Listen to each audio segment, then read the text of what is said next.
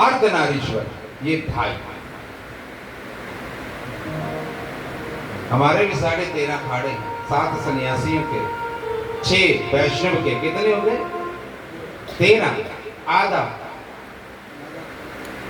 कितना? 2.5, 3.5, 3.5। तो 2.5 अक्षर इनमें समस्त शास्त्र है। तुम इनसे प्रेम करो, सत्य आपको प्राप्त हो जाएगा, सत्य प्राप्त हो जाएगा। पर तुम लोग तो पड़ोसी से प्यार करोगे, बच्चों से नहीं करोगे। बच्चे बुरे, दूसरों के बच्चे अच्छे, अपने बुरे, जो खुद ही जन्मे वो बुरे। बताओ ऐसा कैसे हो सकता है? इसी को कहते हैं दूर के ढोल इसी को बोलते, क्योंकि नजदीक वाले कर्कश करते हैं। तो प्रेम है द्वार सत्य का और मृत्यु है द्वार अमृत का।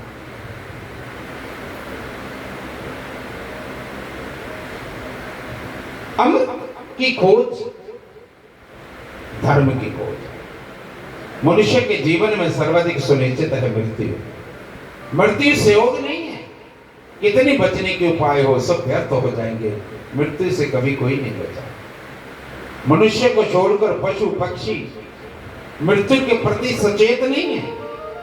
मरते वे भी हैं लेकिन उनको पता नहीं, उनको पता नहीं। इसलिए मनुष्य के अतिरिक्त कोई भी योनि धर्म को पैदा नहीं कर सकती, कोई भी योनि। जितना गहन मृत्यु का बोध होगा उतनी गहन धर्म की खोज होगी। धर्म में सोहा।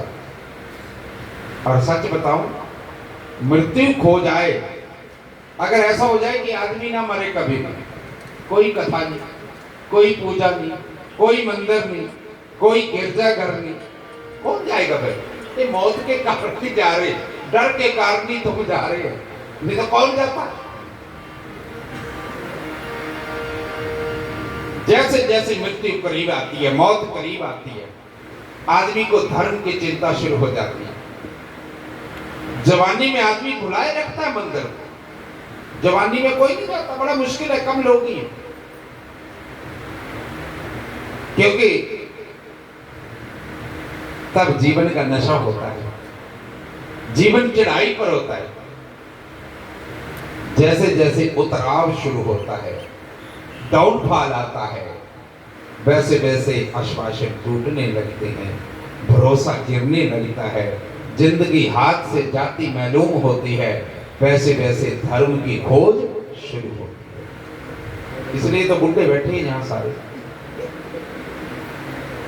बच्चे कहते तुम्हारा काम है, तुम सोचो। जैसे जैसे मृत्यु के कारण धर्म की खोज है, इसलिए सब वक्त धर्म की खोज, अमृत की खोज है, सौभाग्य की खोज है।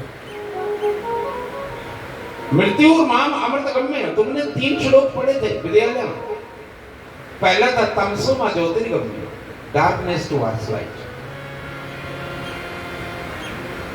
जो मुझे अंधकार से उजाले की ओर, प्रकाश की ओर ले चले। पहला यानी कि अंधकार से प्रकाश की ओर।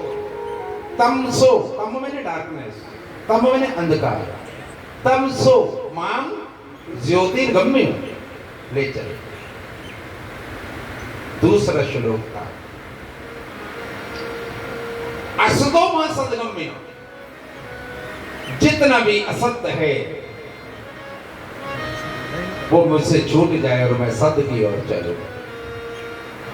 असत्य क्या है? छल, प्रपंच, मिथ्या, छलावा। ये बचपन भी तो छलावा ही है। क्यों? जवानी आ जाएगी, जवानी आएगी, प्रौढ़ा प्रौढ़ा वृद्धा। असतो मां सदगम्य।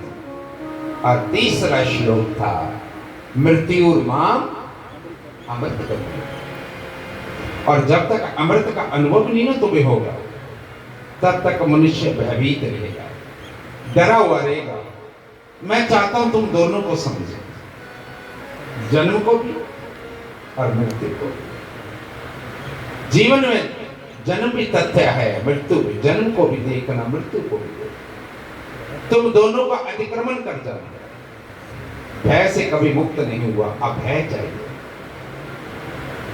और मृत्यु किसकी होती है, जरा सुनिए। काम वासना जीवन का सूत्र है।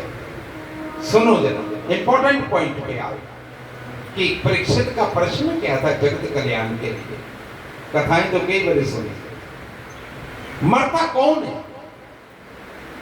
जो काम वासना से जन्मा, उसकी मौत। जो वासना से जन्मा उसकी मौत है, उसी का अंत मृत्यु में होता है। काम वासना पहला द्वार है, और जो पहले द्वार पर अटका 10वें द्वार तक कैसे पहुंचेगा? यात्रा इतनी है। देखो, पृथ्वी तत्व मूलाधार है,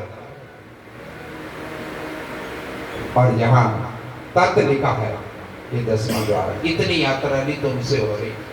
रीढ़ की हड्डी को मूलाधार से मिलना 1 गिट 2 गिट, इतनी यात्रा नहीं आदमी से हो रही।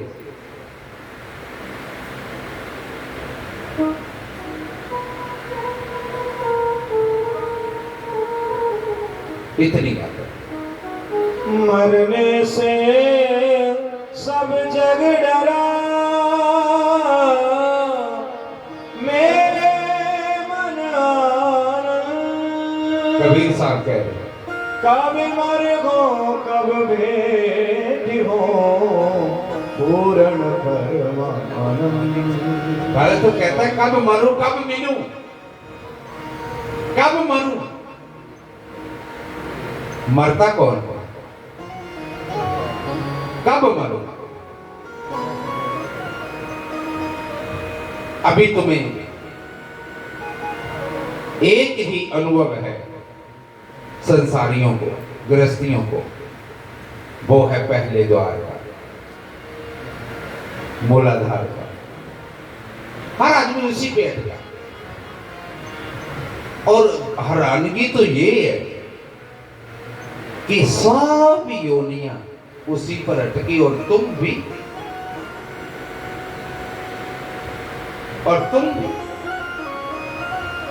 उसी पर अटके।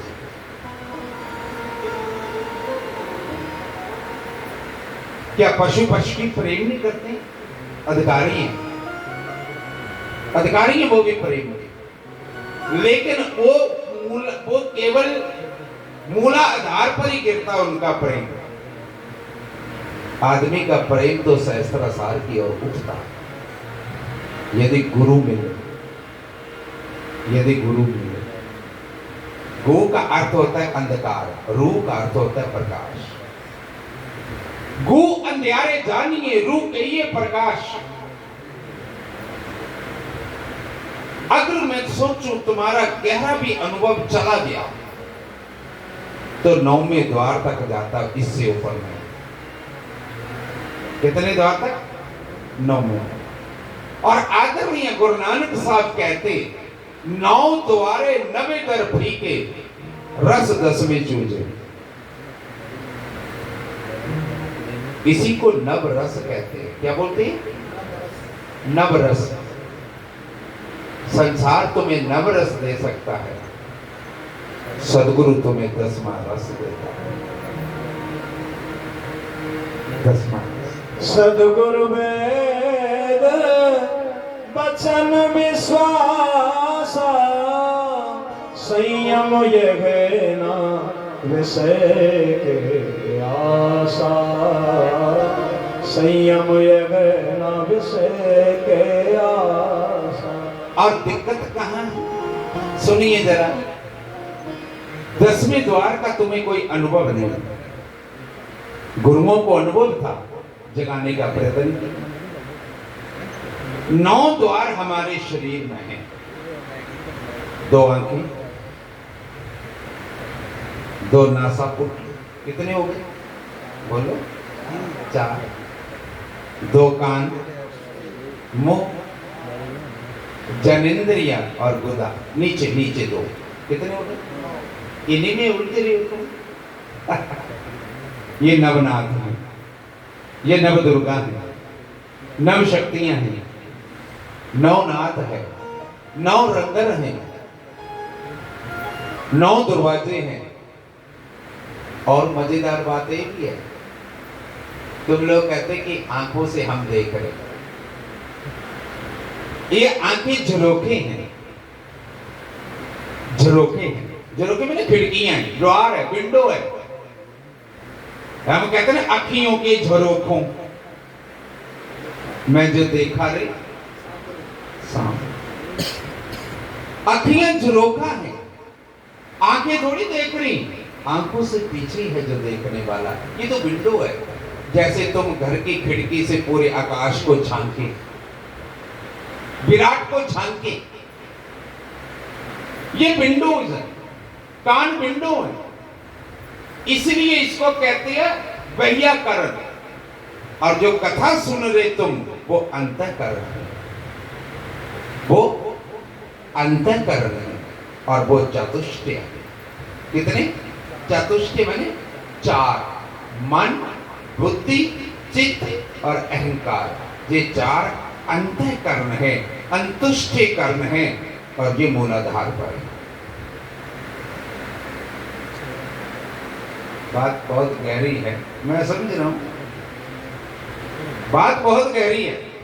क्योंकि बिना सदगुरु के ये सत्संग, तभी तो मैंने बोला था कि बिना गुरु के सत्संग समझ नहीं आ पाता है, कभी भी नहीं। गुरु के मिलने पे सत्य का संग होता है। तो चार अंतःकरण, ये बहियाकरण है। ये चमड़ी के कर्ण है, तन के कर्ण है बाहर, और वो मन के अंतःकरण है। अंतःचक्षु, अंतःकरण, अंतःकरण, और उन्हीं से अनुभव होता है शब्द, स्पर्श, रूप, रस, गंध। इसको पंच तन्मात्राएं कहते हैं। जो इनके गुण हैं, पृथ्वी, जल, अग्नि, वायु, आकाश के, अनुभव कौन करता है? मन। मन। तो ये सब द्वार 9 शरीर के हैं। 10वां द्वार सहस्त्रासन, सहस्त्रासन 10वां द्वार। वह शरीर में है, फिर भी शरीर से द्वार नहीं, क्योंकि जो 9 द्वार है, इनसे तुम दूसरों शरीरों से संबंधित होते हैं, संसार से संबंधित होते हैं। इन्हीं से जानते हैं ना तुम। देखा, अच्छा नहीं, आम नहीं, ये तो जामुन है, नहीं चखा, नहीं खट्टा नहीं, ये तो मीठा है। इन 9 द्वारों से तुम बाहर के जगत को, सुनिए जरा, अपने अंदर ले जाते हैं और परिचित होते हैं तो इन्हीं 9 से। लेकिन यदि अपने से परिचित होना हो तो 10वां द्वार, अनंत का द्वार, अनंत का द्वार, 10वां द्वार, जिसको कहते हैं बांगे, लुगासे, माओ, ताओ, शिवलित, दिव्य, ददामी, तेजक्षुम, थर्ड आई। इसको क्या बोलते हैं? थर्ड आई। और मजा का क्या है? ये 9 द्वार बाहर को खुलते हैं और 10वां द्वार अंदर को खुलता है। उसको पुश करना पड़ता है, और पुश तुमसे होता ही नहीं। वो कौन करता है? सदगुरु। वो कहता आओ तुझे एक और गुफा दिखाऊं, और उसको कईयों ने कहा पपीली मार्ग, योगियों, कईयों ने कहा भंवर गुफा, कईयों ने कहा विहंगा मार्ग, अलग अलग भाषा में जाने के उन्होंने उसको कहा अलग अलग। और उस द्वार पर कौन बैठा? परमात्मा के चरण हैं, ब्रह्म के चरण हैं, ब्रह्म की बूंद है, ब्रह्म यहां है और यहां चरण है। गुरु गोविंद के चरणों में है, तुम गुरु के चरणों में हो जाओ। बस तुम्हें कुछ नहीं करना ना, तुम्हें एक कोई पकड़ना, बस बाकी वो तुम्हें अनंत को पकड़ा देगा, वो उसकी मर्जी। गुरु को खोजना तुम्हारी मर्जी, बाकी गुरु की मर्जी। अब तुम चाहो, एक हाथ तुम्हारे हाथ में है, एक चीज, ना तुम्हारे हाथ में जन्म है, ना मृत्यु है, ना प्रेम है, एक ही चीज है तुम्हारे हाथ में है, वो है समर्पण, वो है समर्पण। और दो ही मार्ग हैं, जो तो संघर्ष का मार्ग, जो गृहस्थी संघर्ष कर रहा वो बाहर है, और जिसने संघर्ष का अर्थ होता है मेरी मर्जी, और समर्पण का अर्थ होता है तेरी मर्जी। अब मैं तुम्हें कह रहा हूं, तुम्हारी मर्जी लो, तुम्हारी मर्जी ना लो, इसमें तुम स्वतंत्र हो। इसलिए पूर्ण ब्रह्म परमात्मा ने यही कहा कि मेरे से पीठ करके तुम जगत में उतर रहे हो और लौट आना तुम्हें पड़ेगा। जब याद आए लौट आना, नहीं आए तो दौड़ते रहना। सुनिए जरा, इसलिए परमात्मा किसी को चताता नहीं है। ब्रह्म नहीं आता लेने, सदगुरु लेने आता है, उसका नुमाइंदा लेने आता है। सूर्य थोड़ी आता तुम्हारे आंगन में, अंधेरे घर में क्या आता? किरण। क्या आता तुम्हारे घर में? सूर्य आएगा तो जल जाएंगे, भस्म हो जाएंगे, स्वा हो जाएंगे, तुम बचेगा कहां? किरण आती है। यदि किरण का आत्मसात कर लिया, अंधकार मिट जाएगा। हाँ, कर्टन लगा लो तो तुम्हारी मर्जी, पर्दा लगा लो तुम्हारी मर्जी। किरण को नहीं पड़ा कि मैं आगे पर्दा लगाओ ना, ये बाधा दोगे तो तुम दोगे। इसलिए सचमुच मैं तो सबके पास आ रहा हूं इन शब्दों के माध्यम से। अब मर्जी तुम्हारी लो, तुम्हारी मर्जी ना लो, लौटना हमें पड़ेगा। क्या कृष्ण को नहीं पता कि मेरा मित्र सुदामा इतना गरीब निर्धन, बच्चे भूखे, पत्नी कल पर ही, तो दौड़ पड़ना चाहिए, पता है। और मैं कहता हूं कि कृष्ण देने जाता, मना कर देता, मैंने कब मांगा, मैंने कब मांगा।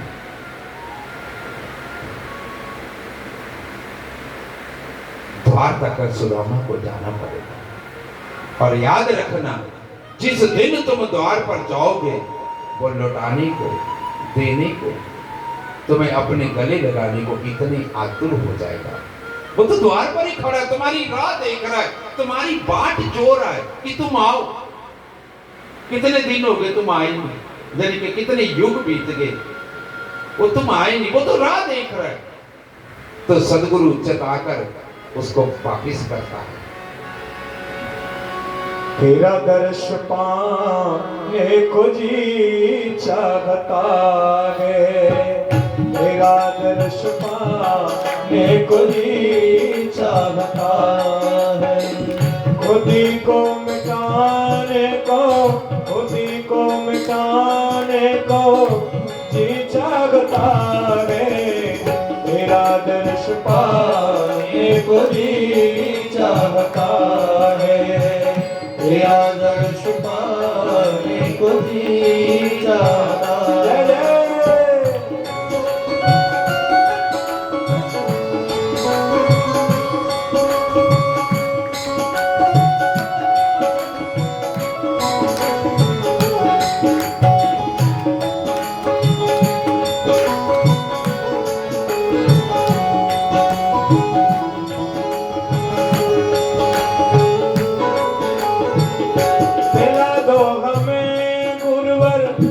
मस्ती के प्यारे, पिला दो हमें गुरुवर मस्ती के प्यारे, पिला दो हमें गुरुवर मस्ती मस्ती के प्यारे पिला दो हमें गुरुवर ये मस्ती के प्याले। क्यों कि मस्ती में आने को जी चाहता है, मस्ती में आने को जी चाहता है। इस खुदी को मिटाने को, खुदी को मिटाने को जी चाहता है, तेरा दर्श पाने को जी चाहता है, तेरा दर्श पाने को जी चाहता है। इस सर्वदेव भगवान की जय हो।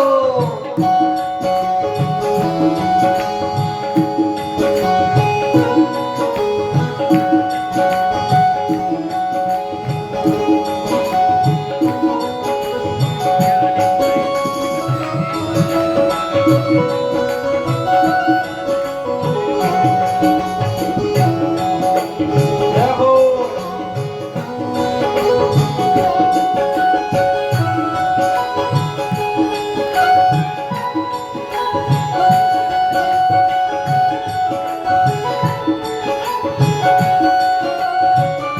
जादू भरा है नजरों में तेरी, जादू भरा है नजरों में तेरी, जादू भरा है नजरों में तेरी, जादू भरा है नजरों में तेरी।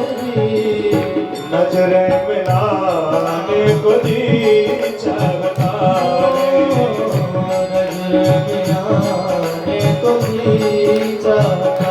पागल बनाए मुस्कान तेरी, पागल बनाए मुस्कान तेरी, पागल बनाए मुस्कान तेरी, पागल बनाए मुस्कान तेरी।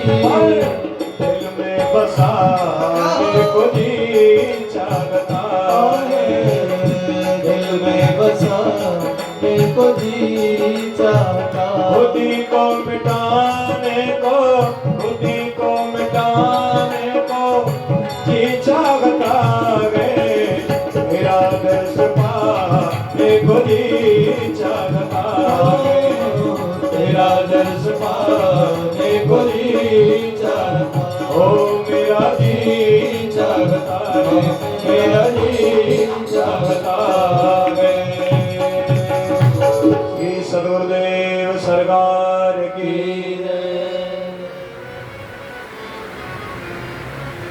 एक कोने पर काम वासना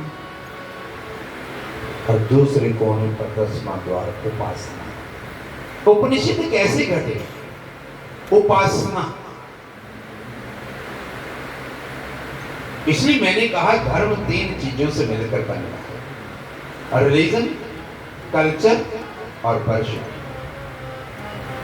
उपासना बाहर वासना, भीतर उपासना।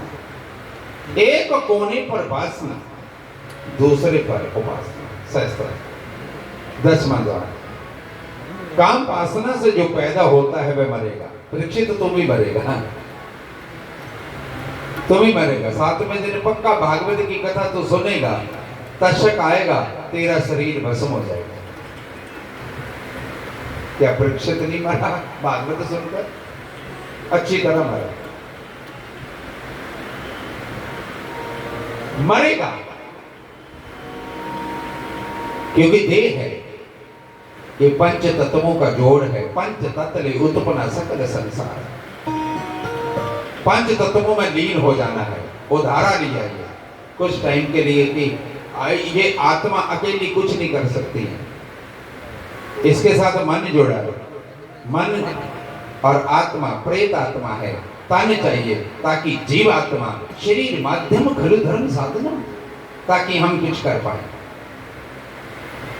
इसलिए लिया गया, बड़ी मांग मांग कर लिया गया है शरीर को।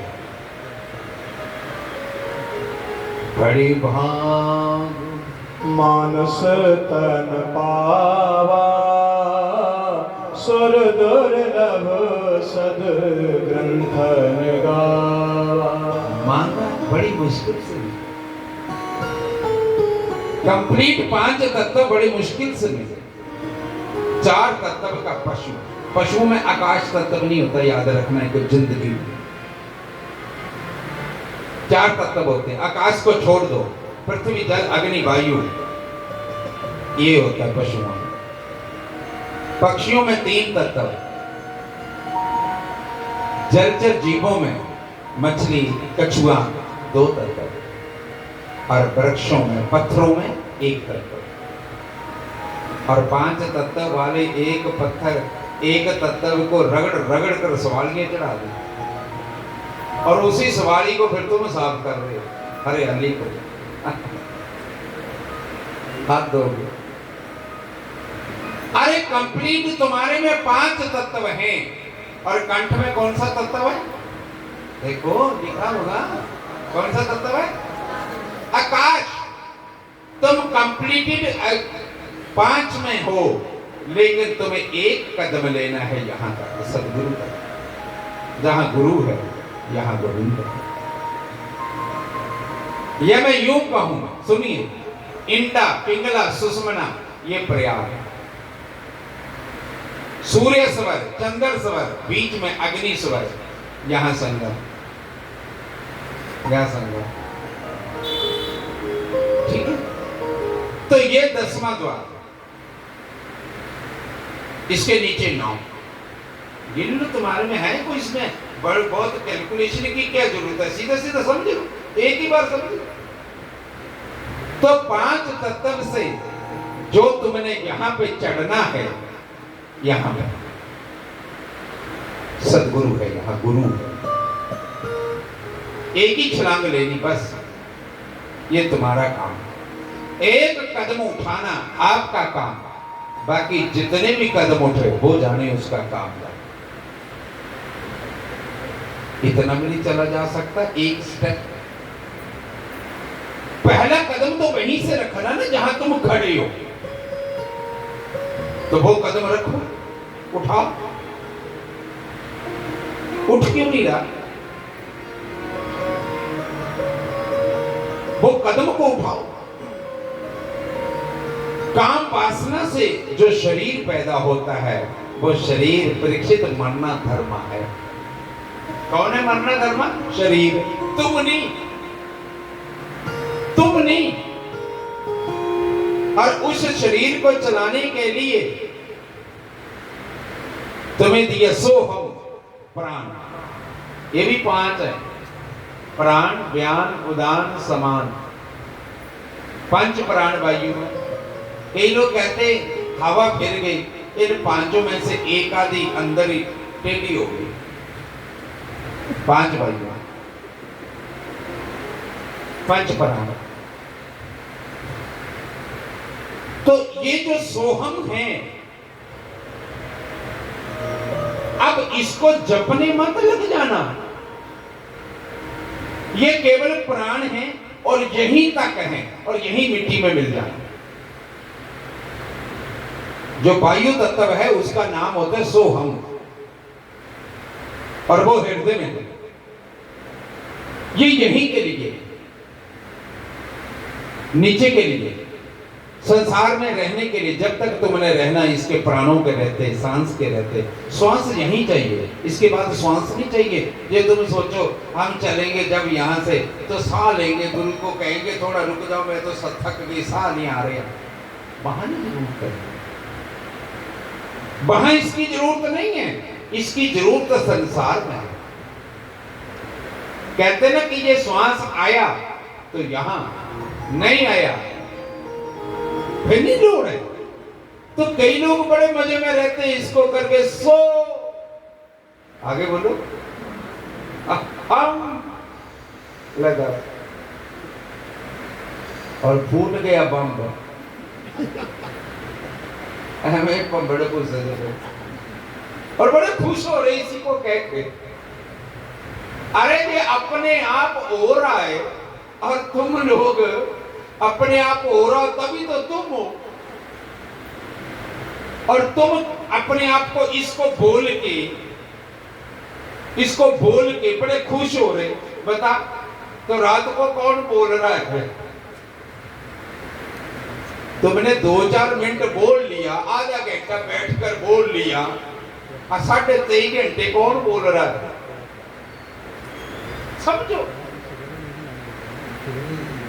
फिर कौन बोल रहा है?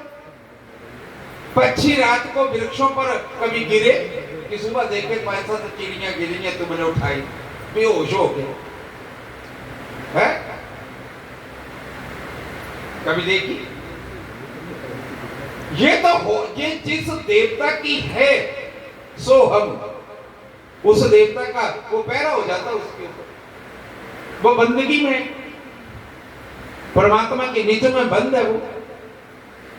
तो ये जहां के लिए है, इसको जपने में तुम लोग यानी के टाइम वेस्ट ना करें अपन कि तुम बड़े जप रहे हो या बड़े ध्यान में जा रहे हो।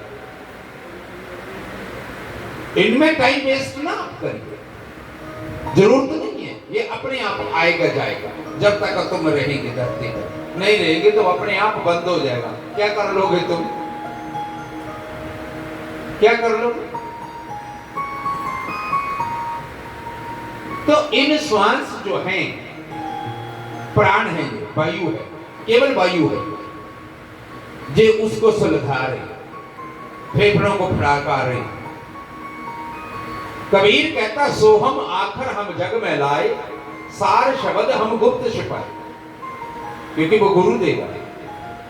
सोहम तो जगत में सभी में सोहम, सोहम,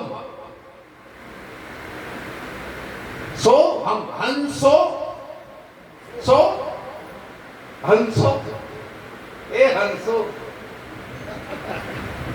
हंसो। ये केवल आदमी हंस सकता, बाकी कोई नहीं। आदमी को बड़ी भारी एक कलाकारी दी है हंसने की, लेकिन एक आदमी बड़ा रो रहा था। बोले तू क्यों रो रहा है? बोले तू जी हंस रहा है। बोले तू भी हंस। बोले तू रो तो मैं हंसू। कमाल हो गया। फिर देख कैसी हंसी निकलती है ये दूसरा दुखी हो तो।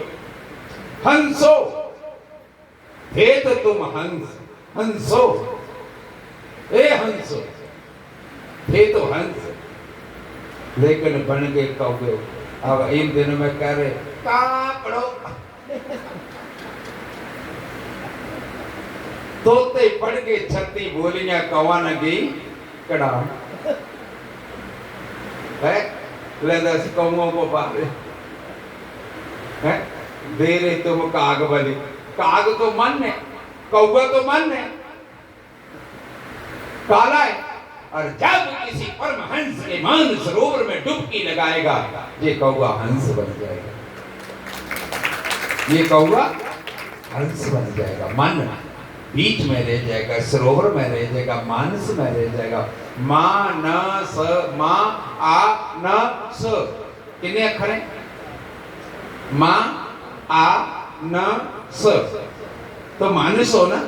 मां का मतलब मर्यादा, आ का मतलब आदर्श, ना का मतलब निम्रता नमन, और स का मतलब समर्पण। ये है मानस। है तुम्हारे अंदर ये गुण? सांसों की माला में सिमरूं में गुरु का नाम। सांसों की माला में सिमरूं में गुरु का नाम। सांसों की माला में सांसों की सिमरूं में गुरु का नाम। सांस माला में सिमरूं में गुरु का नाम। मेरे मन की मैं जानूं, मेरे गुरु के मन की नाम।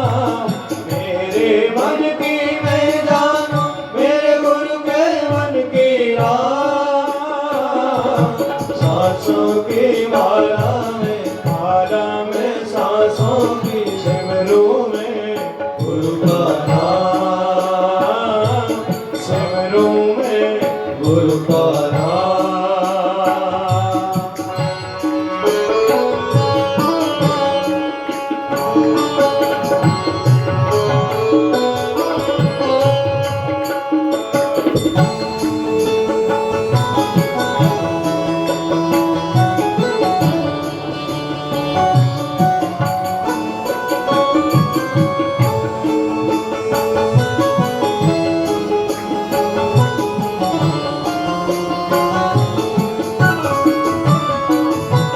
प्रेम के रंग में ऐसी डूबी हो गई एक ही रूह,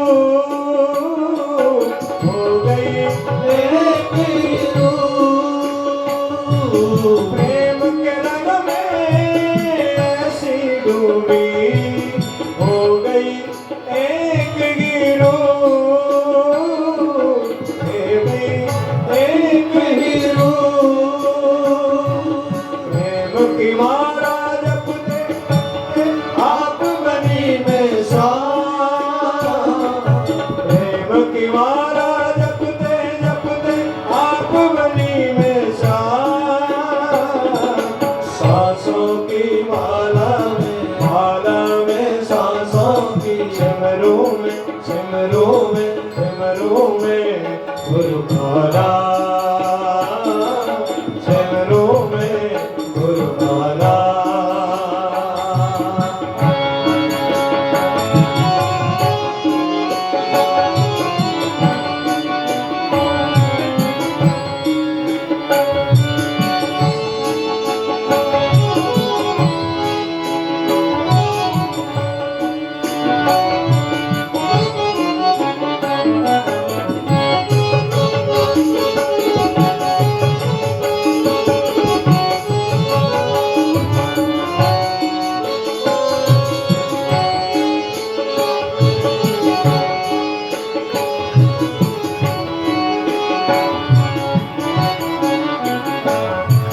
गुरु के सहारे मैंने छोड़ी अपनी जीवन डोरी, अपनी जीवन डोर, मेरी नैया चाहे डूबे चाहे उतरे पार, मेरी नैया चाहे डूबे चाहे उतरे पार।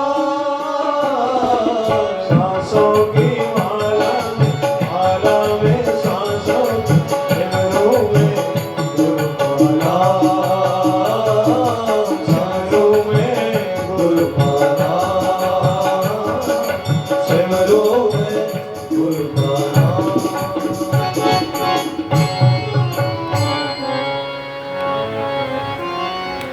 काम वासना से जो शरीर पैदा होता है उसकी मरना धर्मा, 10वें द्वार से अशरीरी की झलक मिलती है, उसकी कोई मृत्यु नहीं।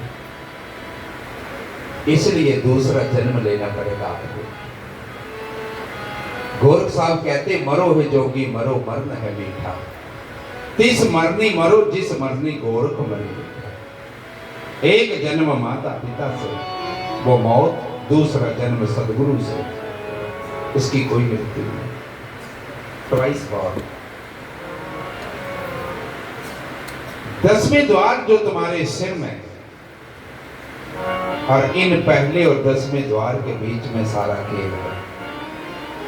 पहले द्वार में तुम संसार में प्रविष्ट होते हो और 10वें द्वार से तुम संसार से बाहर निकलते हो। एग्जिट। पहले द्वार पर लिखा एंट्रेंस और 10वें द्वार पर लिखा एग्जिट। इसकी तलाश ही धर्म है। बाकी कोई चीज नहीं कि तुम टिक्के ज्यादा लगा रहे हो, तुम्हारी चोटी ज्यादा लंबी है या तुमने 6 धागे का जनेऊ डाल रखा है, इसका कोई तुक नहीं। हाँ, जो 10वें द्वार की तलाश ही धर्म की खोज है, वही छिपा है जीवन का आखिरी द्वार, जहां से तुम परमात्मा में प्रवेश पाते हो। और भागवत के 10 लक्ष्य 9 द्वार 10वां अंतिम शास्त्र, इसी की चर्चा। Everything in your hand. इसी भूमिका के साथ सुखदेव और परीक्षित कहां बैठे हैं? गंगा के तट पर। ज्ञान और भक्ति वैराग्य कहां थे? यमुना के तट पर। सुनिए बड़ा सिंबॉलिक है। गंगा के तट पर गंगा ज्ञान है, यमुना कर्म है और सरस्वती भक्ति है। गंगा के तट पर बैठा, गंगा कहां? यहां। यहां बैठे हैं दोनों। कर्म के घाट पर नहीं, ज्ञान के घाट पर। क्योंकि कर्म तो करने को बचा दिया, 7 दिन बचा दिया, यहां बैठे हैं। तो जीवन में परिस्थिति कोई भी हो, कारण कुछ भी हो, मजबूरी कैसी भी हो, पर अगर इसके बावजूद भी व्यक्ति सन्मार्ग पर स्थित रहे, ध्यान देना, तो इस बात में संदेह नहीं कि वो संपूर्ण जीवन की सार्थकता को प्राप्त कर सकते। परीक्षित के सामने स्थिति खड़ी हुई, जाने अनजाने, खुद की वजह से, कलयुग की वजह से धर्मात्मा परीक्षित से एक ऋषि का अपराध हो गया। परिस्थिति खड़ी हुई कि 7 दिन में राजा सर्पों का राजा तक्षक के दंश से मृत्यु हो गई। और कोई होता सोच सोच के उसी दिन मर जाता, डर के मारे दिल छोड़ देता, हार्ट अटैक हो जाता। इतने साधु आए, परीक्षित ने ये किसी से नहीं पूछा क्या आपके पास कोई मंत्र है, साधन है, यंत्र है, तंत्र है कि मेरी मौत टल जाए? ये नहीं पूछा, जैसा कि तुम ज्यादा पूछते।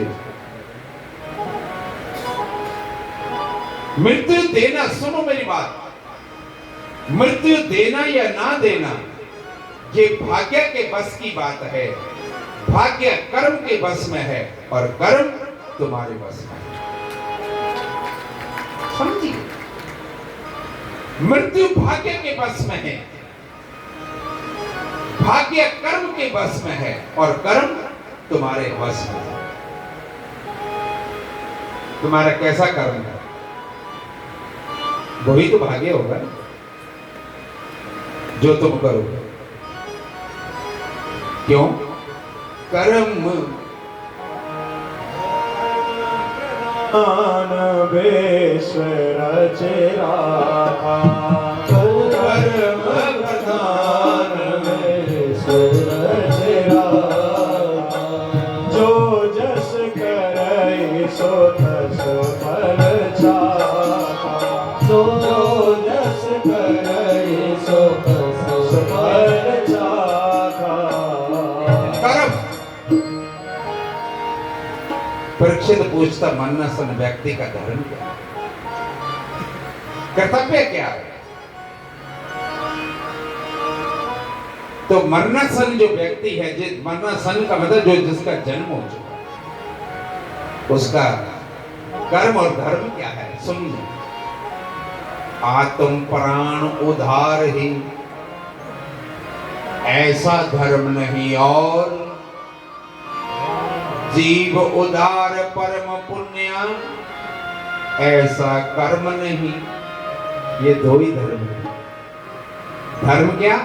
इस आत्मा का उद्धार हो जाए, आत्म प्राण उद्धार, ऐसा धर्म नहीं और किसी भी जीवात्मा का जीव उद्धार परम पुण्य, ऐसा कर्म नहीं। और किसी जीवात्मा का उद्धार करवा देना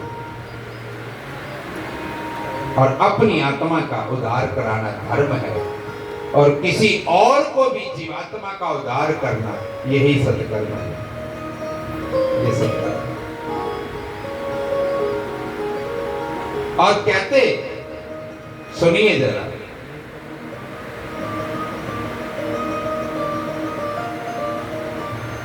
परीक्षित पूछता कि मुझे क्या करना चाहिए, तो मुझे लगता भागवत प्रकट ना होती। परीक्षित के अनुसार पीछे चलता, और परीक्षित जैसा सिद्ध पुरुष, सच तो ये है उसने कथा भी सुनी तो 7 दिन को महत्वपूर्ण समय में उत्साह में बिताने के लिए, चिंता से मुक्त हरि चिंतन के लिए सुनी। अन्यथा ये तो वो व्यक्ति जिसने उत्तरा के गर्भ में, मां के गर्भ में अश्वत्थामा द्वारा छोड़ा गया ब्रह्मास्त्र, और कृष्ण ने जाकर इसको अपनी गोदी में ले लिया और सुदर्शन चक्र से ब्रह्मास्त्र के टुकड़े कर दिए। सुना ना तुमने? ये तो वो व्यक्ति, और ये तो पैदाइशी उस घर का है जिसके दादा परदादा के साथ कृष्ण मित्रवत, दादा के साथ परदादा के साथ सारथी बनकर कृष्ण घूमे। ये तो उस घर की पैदाइश है। और ऐसे व्यक्ति के लिए मुक्ति या मोक्ष जो तुम मांग रहे हो, इसके लिए कौन सी बड़ी चीज थी? इसका तो पुण्य इतना था कि स्वर्ग तो इसको कदमों में चूमे, और मुक्त होना कोई बड़ी बात नहीं थी। गंगा में डुबकी लगाता मुक्त हो जाता। भक्त होना बड़ी बात, मुक्त होना बड़ी बात नहीं, भक्त होना बड़ी बात है। और स्वर्ग इसके लिए क्या चीज है? वो तो इसके इतने पुण्य थे, 3 अश्वमेध यज्ञ। और जब कथा चली तो देवताओं तो अमृत का घड़ा लेके दौड़े, चरणों में रख दिया घड़ा, बोले पी ले सारा। सुधा कुंभम गृहीतवे देवास्तर समागम, बोला कि अमृत पी चल। तब परीक्षित ने पूछा, गुरुदेव ये क्या मटके में? बोला अमृत। बोला ये कौन, ये देवते क्यों आए? बोला तुझे प्रलोभन दे, देवता प्रलोभन देते हैं। केवल आदमी डिसीजन ले लेता है ना, महीना को हो जाता, 2 महीने कथा के, फिर आदमी सोचता है यार खर्चा कितना आएगा, पबना सोच ही रही होता है ना। एक काल ढकने लगता है, एक काल उसको ढकने लगता है अच्छे संकल्प को। ये काल नहीं, ये देवता लोग देखते हैं क्या कितना का, तो पहले तो वो पूरा जोर लगाएंगे। जब तुम जीत जाओगे फिर तुम्हारे ऊपर फूलों की ये वर्षा करेंगे, फूल बरसाएंगे।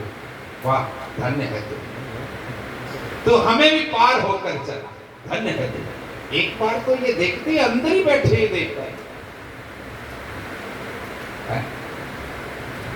तो पूछा गुरुदेव ये क्या कह रहे?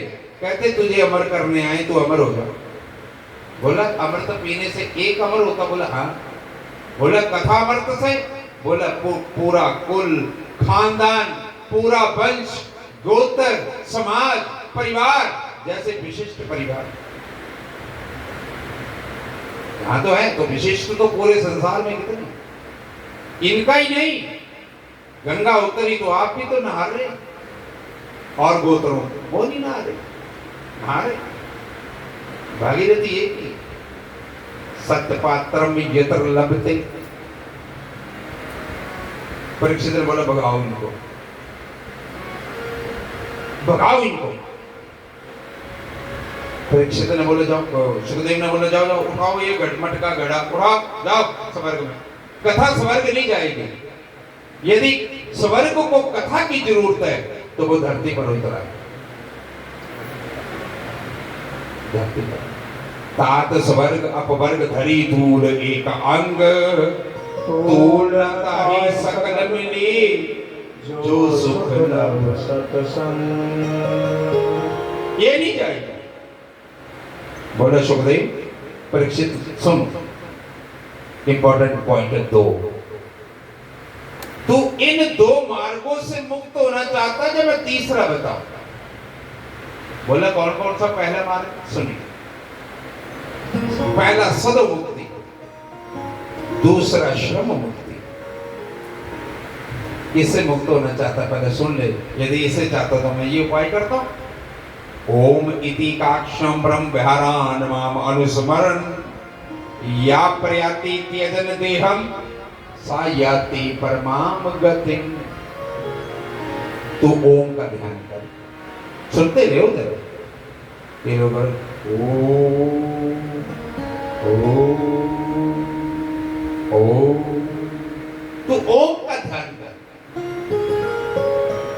ओम सृष्टि का पर्णव है, सृष्टि का नाद है।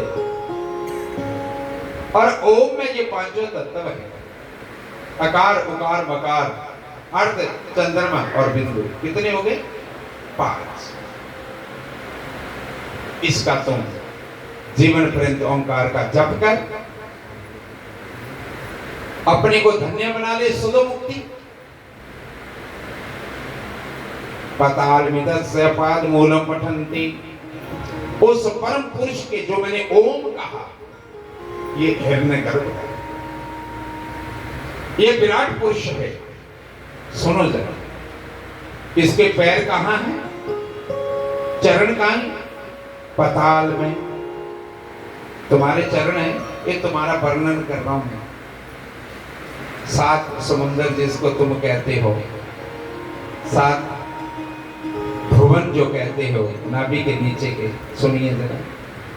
तुम्हारे अपने उस पताल पुरुष के चरण, तलातल पताल चरण दोनों, तलातल नहीं, पताल तालुए नहीं होते, पताल में एड़ी रसातल में, दोनों टांगे महितल में, पिंडलियां तलातल में, दोनों घुटने अतल सुतल में, दोनों उरु जंगा बितल और अतल, जंगा महितल, नाभि नभस्थल वक्षस्थल, ये स्वर्ग लोक है।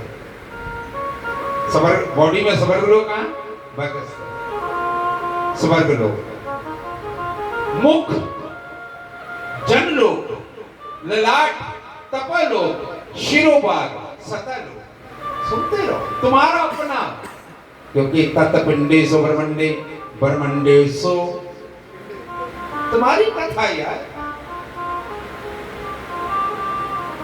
और इंद्र आदि देवता भुजाएं, दिशाएं करण, जो शब्द तुम सुनते हो, श्रोत्र इंद्रियां,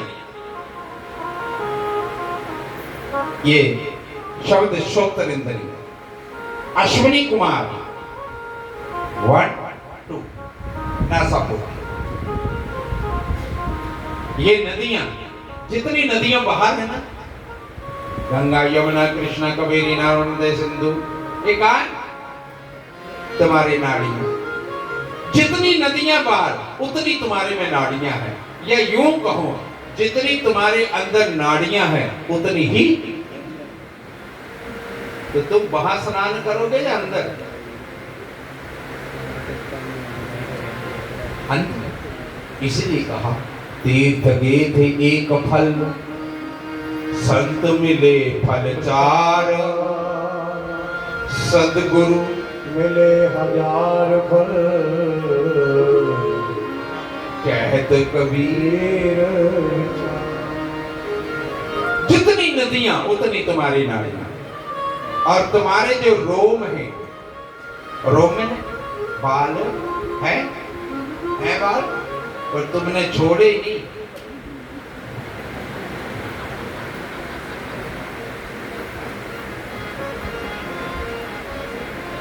जितने रोम, आदमी ने वृक्ष गिनने कितने? अपने रोम को गिनो, इससे एक भी बाहर नहीं है। एक भी चिढ़ा दो अपने को, शिव जी के आगे उतने वृक्ष चढ़ गए, उतने पत्ते चढ़ गए, उतने फूल चढ़ गए। जितने रोम उतने वृक्ष, एक भी ज्यादा नहीं। जितने तुम्हारी बॉडी में बाल है, श्वास वायु है। क्या बोला था मैंने? सोहम, श्वास वायु जो चल रही वायु, श्वास वायु। अभी वायु बंद हुई थी, कोरोना। तुम कह रहे थे ना, तुम कर रहे थे सोहम सोहम, उसने बोला अब करो, लगे उन्हें, बोला अब करो, ये तुम सोच रही हम कर रहे हैं, अब करो। श्वासबाजी, गति काल कर्म को संसार कहा। हे परीक्षित, स्वयं शरीर का त्याग करने की इच्छा से इन सब द्वारों को बंद कर, षट चक्रों का भेदन कर, सप्तमें चक्र से शरीर का प्राण निकाल दे, मुक्त हो जाए। ये सदो मुक्ति योगी इसी तरह करते हैं। तुम ऐसा भी कर सकते हो, पहली मुक्ति, या तो ऐसा कर। दूसरी श्रम मुक्ति। कौन सी मुक्ति? जोर से बोलो। श्रम। श्रम करो कुछ थोड़ा बहुत, न कट्टो। जो जिस भी उपास्य देवता की आराधना करता है, किसी की, मानो दुर्गा की, दुर्गा कंठ में है, मानो शिव की हृदय में सोहम, मानो श्री विष्णु की नाभि में, मानो ब्रह्मा की ओम स्वादिष्ठान में, मानो गणेश की मूलाधार पर है। यहां तुम किसी भी देवता की, या मैं यूं कह दूं, जोत, जोत, दुर्गा को जोत कहते हैं, ज्वाला कहते हैं, जोत, निरंजन, निरंजन, यहाँ कि इसको सर्वजोत, सर्वजोत, निरंजन, ररंकार, ररंकार नाभि को बोलते हैं, ओमकार आपका जो स्वाद चक्र है संसार में आने का और जाने का, उसको बोलते हैं ओमकार। सतनाम, जहां कुंडली पड़ी है, सतनाम जहां कुंडली पड़ी है, मूलाधार में सोई पड़ी है, सोहम, श्वास को, प्राण को बोलो। बस यही है क्या? ना ना, आगे चलो, आगे चलो। ये पांचों के, ये काल के, संसार के, इसे आगे चलो, सदगुरु को खोजो। तो श्रम मुक्ति पहले तो सदो है। तुम योगियों की तरह वो चक्रों का भेदन करो। श्रम मैंने तुम जिस भी देवता का उपासना करते हो, वो 10वें द्वार का भेदन करके उसी लोक में चला जाता है।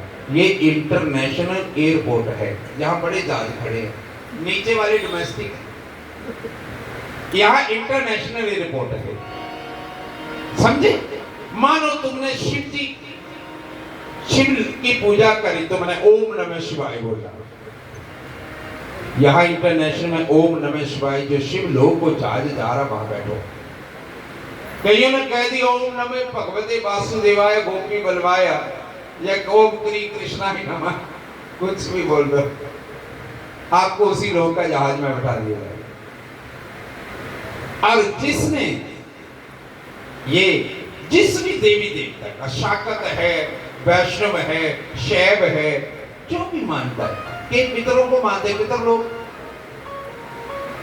और आए हुए हैं साथ, यहाँ ये आगे रखे हुए हैं, देख लो, एकादे चढ़ रहा तो कल ले आना, पूरी बिस्तर बांध के यहां से भेज दिए जाओ। पर हे परीक्षित, सुनने जरा, जिस देवता में तुम जा रहे हो, जब तक उस लोक की देवता रहता है आयु, तब तक कि तुम रहेंगे, वो भी मरेगा, वो भी मरेगा। जिस प्रकार तत्वों का उदय होता है, उसी प्रकार लय भी होता है। कैसे? पृथ्वी की प्रलय हो जाएगी, पृथ्वी जल में, जल अग्नि में, अग्नि वायु में, वायु आकाश में, आकाश घटाकाश, घटाकाश पटाकाश, पटाकाश प्रकृति में, प्रकृति पुरुष। ऐसे वो भी मरेंगे। तुम्हें पता है, जब महाप्रलय होती है, स्वर्ग, नरक, विष्णु लोक, ब्रह्म लोक, शिव लोक, सब स्वा,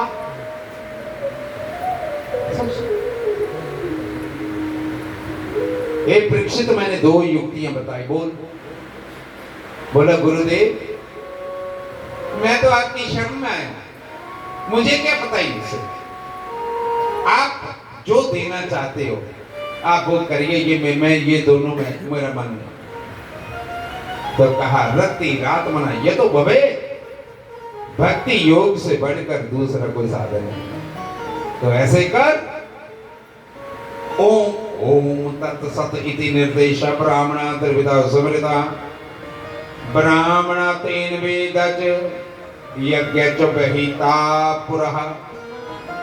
हे परीक्षित, फिर तो वो किसी सदगुरु से पूछना पड़ेगा।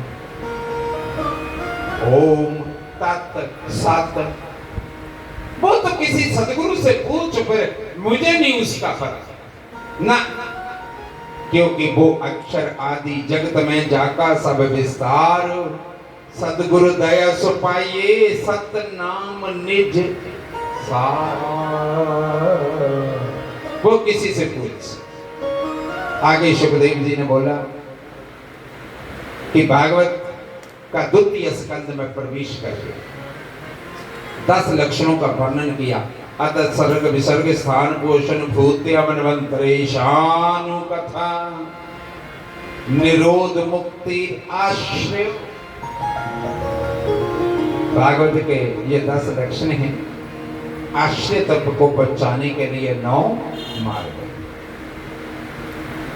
तो सर्ग विसर्ग स्थान पोषण उदय मनवंतर ईशानु कथा निरोध मुक्ति 11वां स्कंद और आश्रय 12वां स्कंद। ये 10 गुण भागवत का प्रसाद। मुक्ति नहीं, मुक्ति होता तो 11 स्कंद होने थे, 12 नहीं होने।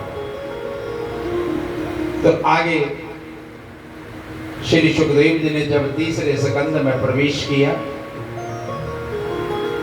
तो ब्रजमंडल में वृंदावन में ज्ञान गोदरी के क्षेत्र में दोनों का मिलन करवाया, विदुर और उद्धव का। सुनिए, किसका मिलन करवाया? विदुर और उद्धव का। महाभारत के युद्ध में तीर्थ यात्रा करते हुए विदुर वृंदावन में पहुंचे और उद्धव भी घूमते घूमते भगवान के उपदेश सुनकर सिर पर चरण पादुका को लेकर द्वारका से वो भी कहां पहुंचे? वृंदावन में। दोनों का मिलन। कौन है दोनों? अद्भुत पात्र है दोनों, विदुर और उद्धव। विदुर पर कृष्ण की कृपा हुई और उद्धव पर गोपियों की कृपा। सुनिए, राधा रानी की कृपा हुई उद्धव पर।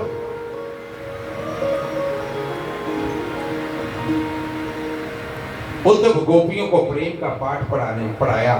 दोनों अपने अपने जिक्र हैं। उद्धव और विदुर का मिलन क्या है? भाव और रस। किसका? भाव और रस।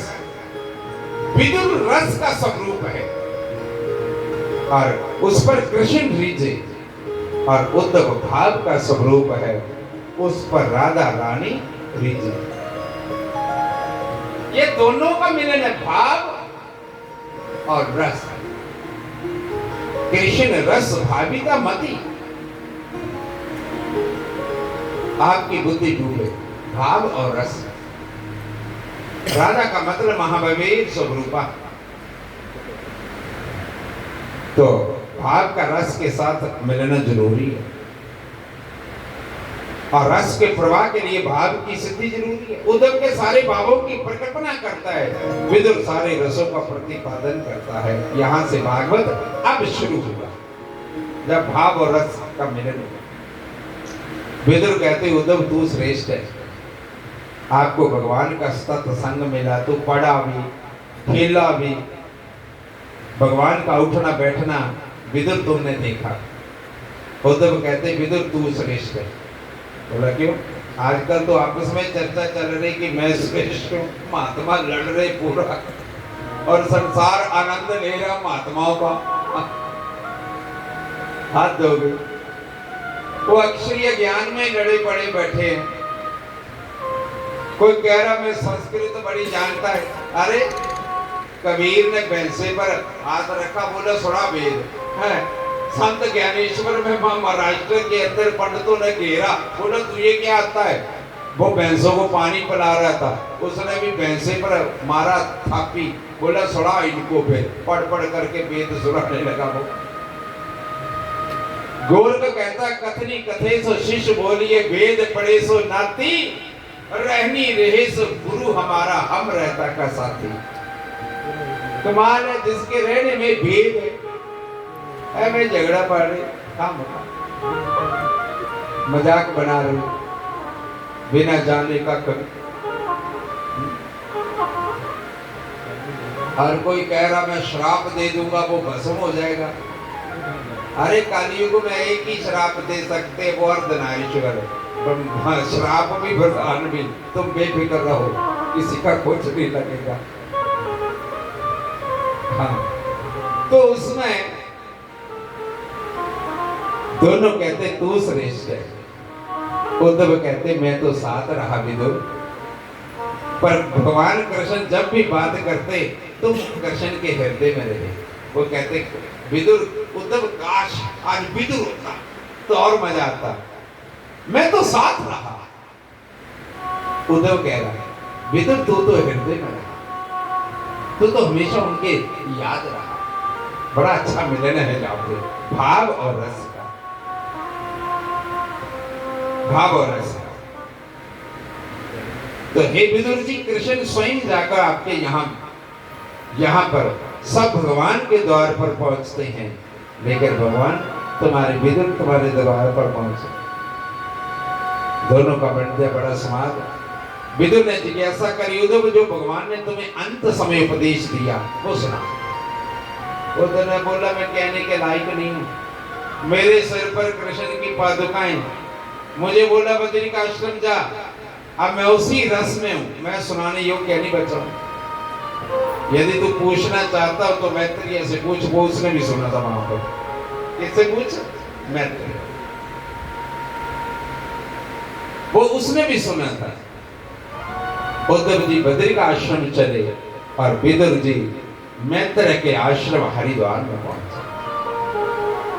हरिद्वार अद्भुत प्रश्न हुआ। आप कोई भी कर्म करते हो तो यही लगता कि आप उसमें सुख या दुख मिलता है, सुख मिले।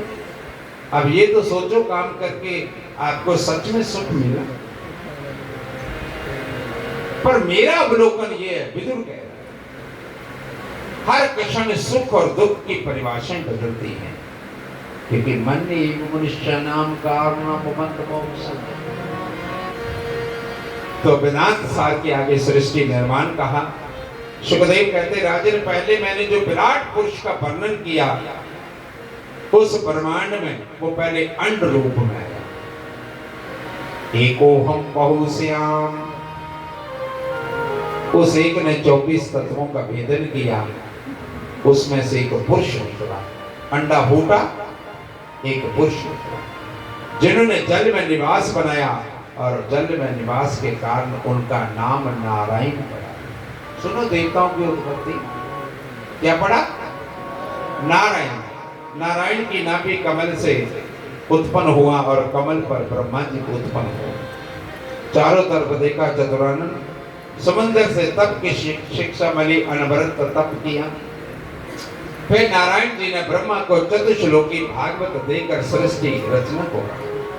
ब्रह्मा ने क्रम शुरू किया, देखो जीव, प्रकृति, जीव और परमात्मा तीनों अनादि हैं। तो परमात्मा को माया का स्पर्श हुआ, उन्होंने संकल्प किया एको हम बहुश्याम, अकेला। एको हम फैलना, और उस फैलने के हम गीत गाते हैं। एकम सद विप्रा बहुधा बदन। तो पुरुष से प्रकृति अलग हुई, महतत्व पुरुष से प्रकृति, जन्म देखो पुरुष से प्रकृति, यानी कि मर्द से औरत अलग हो प्रकृति, ये 5 तत्व पुरुष से, उनसे महतत्व अहंकार उत्पन्न होगा। ये चतुष्ट है, मैंने बताया ना। महतत्व का मतलब होता है मन, बुद्धि, चित्त और अहंकार। फिर पंच तन्मात्राएं, शब्द स्पर्श रूप रस गंध। फिर पंच महाभूत पृथ्वी जल अग्नि वायु आकाश, ये सतांश सृष्टि से ब्रह्मा का संतोष नहीं। फिर भगवान का स्मरण करके 4 ऋषियों को पैदा किया, संत सनंदन सनातन और संत कुमार। पर मन से पैदा किए तो जंगल चले गए। मानसिक सृष्टि, आज्ञा का उल्लंघन कर ब्रह्मा को असा क्रोध हुआ, उनके भ्रू के मध्य से रुद्र प्रकट हुआ जो प्रलय का देवता बना। ब्रह्मा जी सृष्टि करने लगे पुनः। अब उनके अंगों से मरीचि स्तंग से पुलसत्या पुलकृतो भृगि भृगु विशिष्टो दक्षस्य दशम सत्यनार्था। कौन कौन से ऋषि पैदा किए सुनिए जरा। मरीचि, अत्रि, अंगिरा, पुलसत्या, पुल क्रतु, भृगु, वशिष्ठ, दक्ष और 10 में नाग। दक्षिण स्तन से आगे से धर्म पैदा किया, पीठ से अधर्म, हृदय से काम, भ्रू से क्रोध, अधर होष्ठ से लोभ, मुख से वाणी और ब्रह्मा की छाया से कर्दम ऋषि। याद रखना कर्दम ऋषि, बोलना मत इस पात्र को, बड़ा इंपॉर्टेंट पात्र है।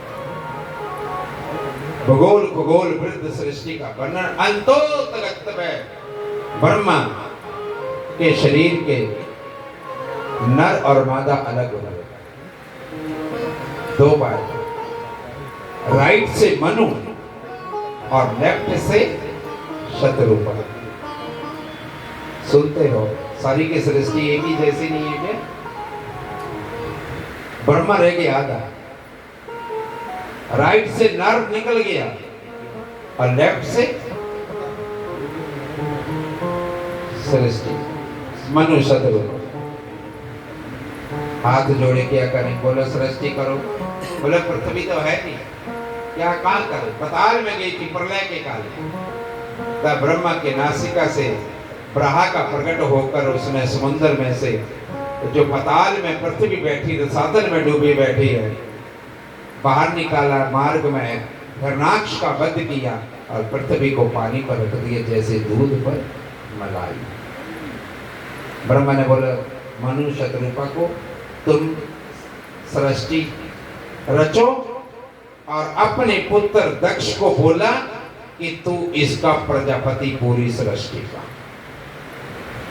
तू प्रजापति जैसे होता ना राष्ट्रपति, पूरी उसकी सृष्टि अपने पुत्र दक्ष को बना दिया। उन्होंने पृथ्वी पर मनु और शतरूपा ने 5 संतानों को जन्म दिया। कितनी? 2 बेटे 3 बेटे, अकूति, देवहूति और प्रसूति। 2 बेटे उतानपाद और प्रियव्रत और तब ये 3 कन्याएं। देवहूति का विवाह महर्षि कर्दम से हुआ, जिनके घर 9 कन्याएं आई, वो 9 ऋषियों को भी आई और अंत में कपिल अवतार आए। कर्दम ऋषि में इसलिए बोला। आकुति का विवाह रुचि प्रजापति के साथ हुआ। उन्होंने यज्ञ और नारायण और दक्षिणा को युगल संतान को जन्म दिया। तीसरी बेटी मनु की प्रसूति का विवाह प्रजापति दक्ष से हुआ। अब रिलेशन देख लो। दक्ष क्या लगा ब्रह्मा का बेटा? दक्ष क्या था? ब्रह्मा का बेटा। और मनु शतरूपा क्या थी? बेटा। एक में बेटी कह लो, वधू कह लो। और उनकी बेटी देवहूति ब्रह्मा की क्या लगी? दोती या एक साइड से पोती। उनके विवाह, कन्याओं का विवाह जो मनु शतरूपा की जो प्रसूति थी उसका विवाह किससे किया? दक्ष से। रिलेशन तुम खुद ही जोड़ो, क्या होगा? दक्ष से, जिन्हें सारा संसार जानता है। देवहूति की कन्याओं का विवाह जो नवसिद्धों से किया फिर कर्दम मुनि ने भगवान कपिल का आश्रय लेकर परम गति पाई, जंगल चला गया। एक दिन माता देवहूति अपने पुत्र से बोली, कपिल से आत्मा संबंधी प्रश्न पूछा तो कपिल मुनि ने सांख्य शास्त्र का बोध दिया। इसमें 24 तत्वों का वर्णन आया है। ये 24 तत्व कौन से हैं? 5 तन्मात्राएं, 5 शब्द स्पर्श रूप रस गंध सभी में है। ये 5 वैसे 5 महाभूत पृथ्वी जल अग्नि वायु आकाश, कितने हो गए? 10। और 10 इंद्रियां, 5 कर्म इंद्रियां, 5 ज्ञान इंद्रियां, कितने हो गए? 20। मन बुद्धि चित्त अहंकार, इन 24 तत्वों का सांख्य शास्त्र में वर्णन है। ये 24 देह है और 25 में तुम हो। मैं बॉम्बे गया तो सज्जन जिनके घर जाना था तो उनके बगल में दूसरे घर में मैं चला गया। वो जैनी थे। मुझे कहते महाराज हमारे 24 तीर्थंकर है। मैं क्या 25 मंगाए? ये 24 तत्व है, 25 में तुम हो।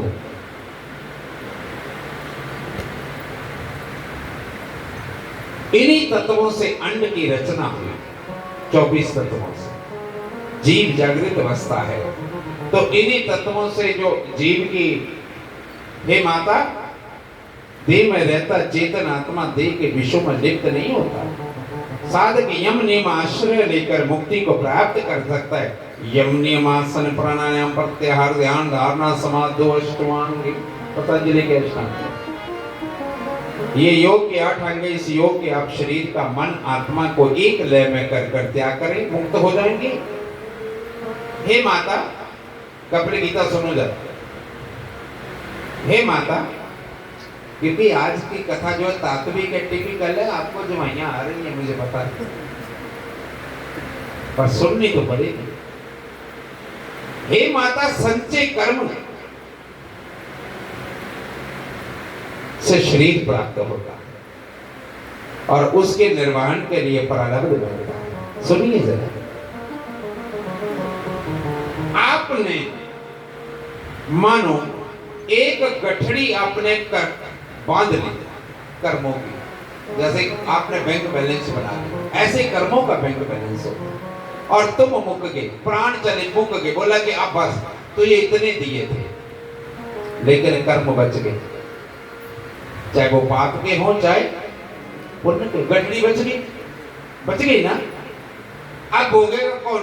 तुम्हें फिर दे मिलेगी उनको भोगने को। संचय कर्म से शरीर मिलता है। जैसे कर्म वैसा शरीर।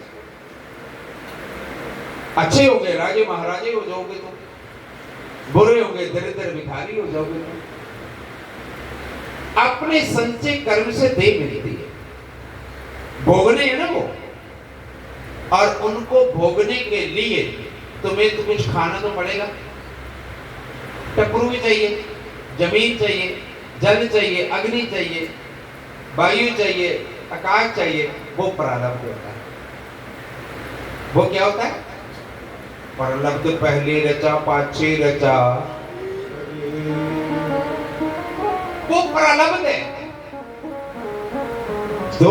दूसरे कर्म प्रारब्ध कर्म। तीसरा होता है, जैसे हम जन्मे,